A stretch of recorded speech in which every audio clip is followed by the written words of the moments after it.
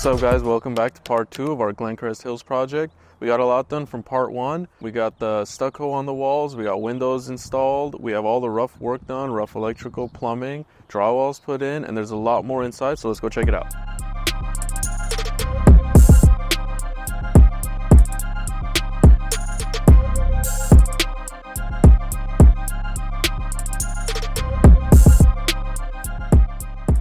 Alright guys, so a few updates inside. We officially now have a front door installed.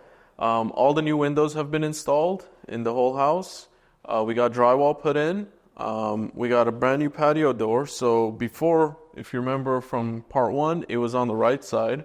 And back then you couldn't get much natural light when you walked into the house. So we moved it to the left. So now you can get a full field of view until the back of your house. We installed all the recessed cans and all the outlets and all the brand new wiring from electrical point of view. The HVAC, all the ducts have been put in and all the vents are now installed. We're framing the TV wall now. After that, we got to frame the box for the range, for the hood for the oven. And then after that, we're pretty much getting closer to the finish line. What we have to do next is mud and sand the drywall, and then that'll be ready for paint. Once we paint everything, we can then get ready for flooring. And then once we do flooring, we can then install the interior doors.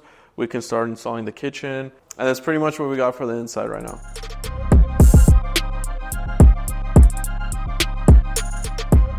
All right guys, so what I got here is a T bracket, and they call it a T because it looks like a T if you put it this way.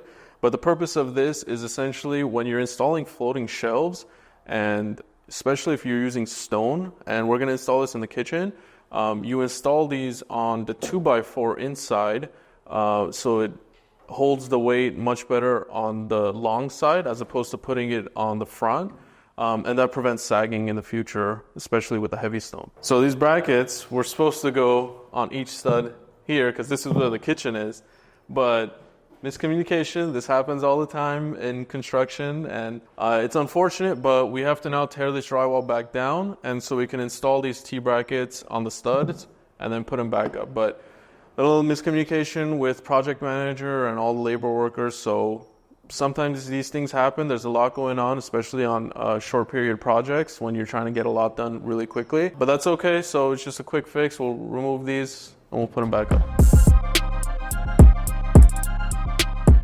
Alright guys, so the thing with drywall is it looks like it's an easy thing. You just plop it on and now you have a full house, just paint on it. But it's a lot more tedious than that. They come in either 8x4 sheets, or we use 12x4s, and the whole wall is about 8 feet, so you need 2 of them. And typically what happens is you have a line straight through the middle, so you got to tape and mud the seams to give it kind of a nice even effect. And then there's a bunch of screws from screwing in the drywall, so you also then tape and mud all the screw holes. And then after you do that, you then have to mud it, plaster, sand, plaster again, mud wherever there's unevenness, sand it again. And then now after maybe like a week of work and a full crew, you're now ready for paint. But we're still far from paint, but we've got the first set of mud done and a few of the screw holes placed in, but there's still a lot more missing.